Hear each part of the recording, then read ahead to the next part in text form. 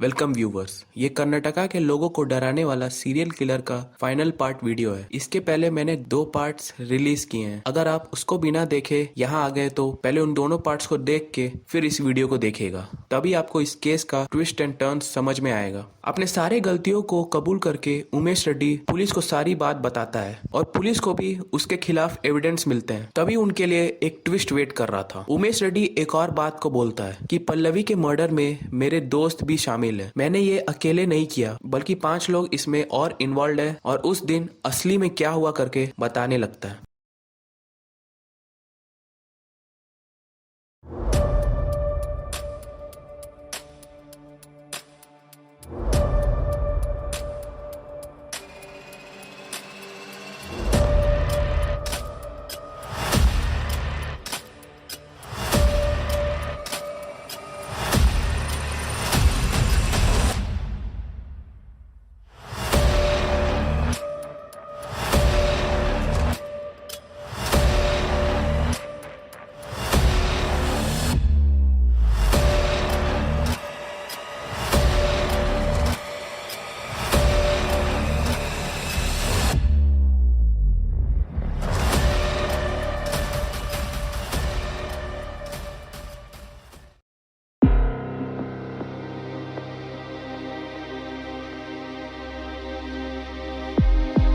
दिसंबर 6, 1996 को उस दिन शाम को उमेश रोड पे जाते वक्त वहाँ एक कार को पार्क किए हुए देखता है। उस कार के अंदर उमेश के अमीर दोस्त यानी कि डॉक्टर, इंजीनियर, प्रोफेसर के बेटे टोटल 6 लोग उस कार के अंदर थे। उमेश को आते हुए देख के उसको जबरदस्ती उस कार में बैठाते हैं। उसी समय बाहर अंधेरा होने लग गया था। कार से जाते वक्त तब एक छोटी लड़की को हाथ में बैग लिए हुए उनके सामने से आते हुए देखते हैं। तब कार में बैठे लड़के उस लड़की को किडनैप करने का प्लान करते हैं। तब उमेश रेड्डी नहीं, मुझे जाना है करके बोलता है, लेकिन वो लड़के नहीं, तुम कहीं नहीं जाओगे ऐसा करके बोलते हैं। अब कार को वो रोक के उस लड़की के हाथ और पैर को पकड़ के उस कार के अंदर लाते हैं। तब वो लड़के उमेश से कहते हैं कि तुम ही इस किडनैप के विटनेस हो। अगर ये बात तुमने बाहर किसी से भी बताया तो तुम्हें और तुम्हारे फैमिली को हम मार डालेंगे, ऐसा करके धमकाते हैं। तभी उमेश उस कार से बच के बाहर निकलता है और उसी टाइम उसके आंख के ऊपर चोट लगी थी और वहाँ से सीधे पुलिस ट्रेनिंग आ गया था। तभी मेरे बैचमेट्स ये क्या चोट लगी है करके पूछने पर मैंने ये बताया कि टेबल उठाते वक्त चोट लग गया, ऐसा करके वो पुलिस को बताता है। अब उमेश के कन्फेशन से पता चलता है कि इस केस में बहुत लोग इन्वॉल्व है। अब पुलिस ने आगे क्या किया और आखिरी में उमेश के साथ क्या हुआ करके इस वीडियो में हम देखने जा रहे हैं।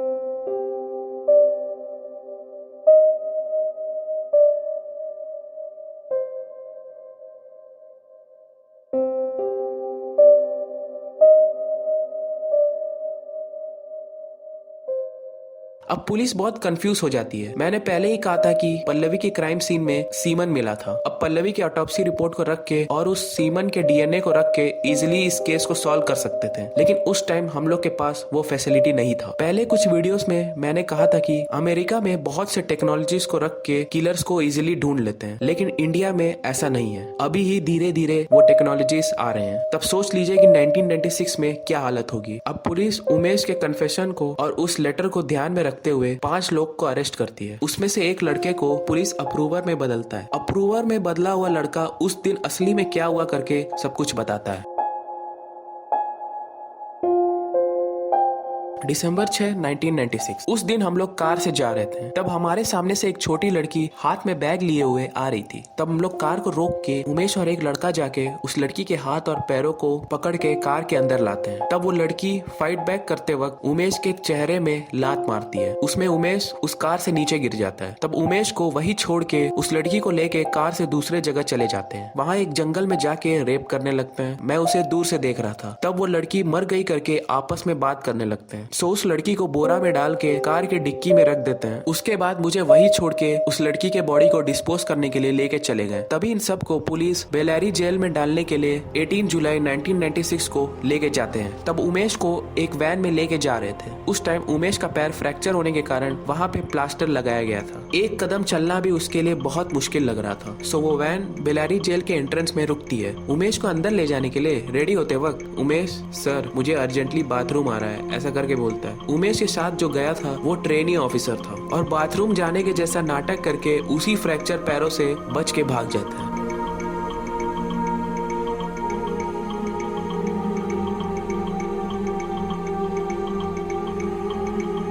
28 फरवरी 1998 को एक छोटा लड़का बाहर क्रिकेट खेल के चलो बहुत टाइम हो गया घर चलते हैं करके वो घर वापस जाता है, लेकिन उस घर का दरवाजा लॉक था। सो वो मम्मी मम्मी बोल के दरवाजे को खटखटाता है, लेकिन अंदर से कोई भी रिस्पॉन्स नहीं था। घर में सिर्फ उसकी मम्मी जयश्री थी। इसके पापा 1 साल के पहले मर गए थे। बहुत देर तक खटखटाने के बाद एक टाइम पे दरवाजा खुलती है। तब वो ये देखता है कि एक अनजान आदमी हाथ में बैग लिए हुए हॉल में खड़ा था। वो आदमी भी उस छोटे लड़के को देखता है। वो और कोई नहीं बल्कि उमेश रेड्डी था। सो वो छोटा लड़का उमेश को क्रॉस करके घर के अंदर जाता है। बेडरूम के अंदर जाके देखता है उसकी मम्मी खून से लथपथ बिना ड्रेस के नीचे जमीन में पड़ी हुई थी। उसी वक्त उमेश उस लड़के के पीछे आके खड़े होता है। हंसते हंसते बोलता है कि तुम्हारी मम्मी बेहोश हो गई है, मैं डॉक्टर को लेके आ रहा हूँ। ऐसा कह के उमेश वहाँ से चला जाता है। अब छोटा लड़का बाहर जाके फिर से खेलने लगता है। फिर उसके पड़ोसी में कुछ औरतें, अरे कहाँ है तुम्हारी मम्मी, सुबह से नहीं दिख रही। तब वो लड़का ये बोलता है कि मेरे मम्मी बेहोश है, घर के अंदर ही हैं। तुरंत वो लोग घर के अंदर जाके देखते हैं। फिर उस खतरनाक दृश्य को देख के पुलिस को कॉल करते हैं। पुलिस वहाँ आके देखती है जयश्री मर चुकी थी। जयश्री के मर्डर हुए करेक्टली 2 हफ्ते बाद उसी एरिया में से पुलिस को एक फोन कॉल आती है। उसमें एक प्रेग्नेंट लेडी के ऊपर अटैक हुआ है और हमने उसे पकड़ के रखा है, जल्दी आइए करके बोलते हैं। उस प्रेग्नेंट लेडी का नाम था नित्या। 2 मार्च 1998 में दोपहर 12 बजे के करीबन घर में अकेले रहते वक्त उनके घर के दरवाजे को कोई खटखटाता है। जब वो दरवाजे को खोलती हैं तब एक आदमी उनसे एड्रेस पूछता है। एड्रेस मुझे नहीं मालूम करके दरवाजे को बंद करते वक्त वो आदमी जबरदस्ती अंदर घुस जाता है और उस प्रेग्नेंट लेडी के साथ मिसबिहेव करने लगता है। फाइट बैक करते वक्त नित्या कुकर से उस आदमी के सर पे मारती हैं। उसके बाद चिल्लाते हुए उस घर से बाहर आती हैं। आसपास के लोग तुरंत आके उमेश को पकड़ लेते हैं। वहाँ पे आए पुलिस उस आदमी को अरेस्ट करके ले जाते हैं। तब पुलिस स्टेशन में एक ऑफिसर, है तुम तो उमेश रेड्डी हो ना, ऐसा करके पहचान लेते हैं, क्योंकि वही पुलिस ऑफिसर से पिछले बार जीप में ले जाते वक्त उनसे बच के भाग गया था और वापस उन्हीं के पास फंस जाता है उमेश रेड्डी।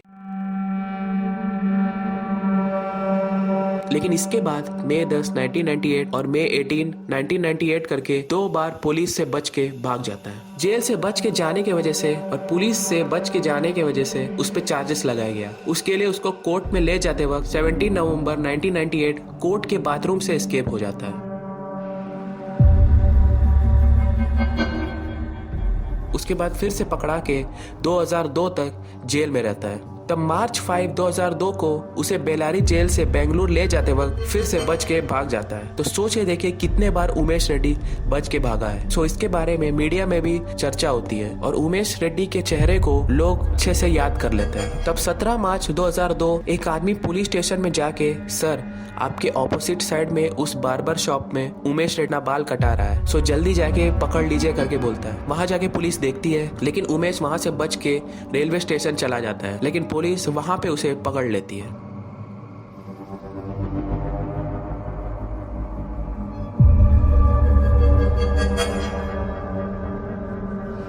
पुलिस के हाथों फंसना और भागना, इसी के बीच में 17 फरवरी 1998 जयश्री के मर्डर हुए 10 दिन के पहले और भी भयानक चीज इसने किया था। अमृता और फातिमा करके 2 लड़कियों को इसी तरह हाथ पैर बांध के उन्हीं के घर में रेप करता है। उमेश रेड्डी अपने विक्टिम्स को अच्छे से नोट करके चूज करता है। वो अपना सारा अटैक सुबह के 11 बजे से लेके दोपहर 3 बजे के बीच में ही करता था, क्योंकि उसी टाइम घर में कोई मर्द नहीं होता था, सिर्फ औरतें ही घर में अकेले रहती थी। सो करेक्टली उसी टाइम को चूज करता है। अपने आप को एक केबल ऑपरेटर कह के वो घर के अंदर आसानी से घुस जाता है और घुसते ही वो उन लड़कियों को नंगा कर देता है। उसी टाइम लड़कियों के मनोबल कम हो जाता है, क्योंकि अब वो चिल्ला नहीं सकती, क्योंकि अगर वो चिल्लाएंगी तो जो लोग उन्हें बचाने आएंगे वो लोग भी इनको बिना ड्रेस के देख लेंगे, इसलिए वो लोग नहीं चिल्लाते।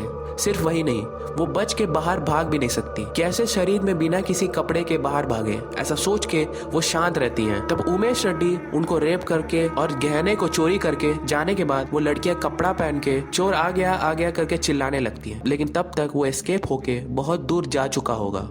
उमेश रेड्डी बहुत ही इंटेलिजेंट है और बहुत ही टैलेंटेड है। वो बहुत ही आराम से आपको उल्लू बना देगा करके जो पुलिस ऑफिसर्स उमेश को इंटरोगेट की थी, ऐसा करके वो बोलते हैं। और जिन जिन लड़कियों पे अटैक हुई थी वो सिर्फ चोरी होने का कंप्लेंट करती है, उनको रेप किया गया करके नहीं बोलती, क्योंकि वो उनके इज्जत का सवाल था। और पुलिस भी वो थेफ्ट कंप्लेंट के जैसा रजिस्टर करती है। यही उमेश रेड्डी के लिए फेवर में बन गया था। वीना, अमृता, फातिमा करके इन लड़कियों को कोर्ट में बुलाया गया, लेकिन उनमें से कोई भी कोर्ट में अपीयर नहीं हुआ और कोई भी कोर्ट नहीं गया। सो यही उमेश के लिए फेवर बन गया था। सो इन सारे केसेस में से उमेश को रिलीज कर देते हैं।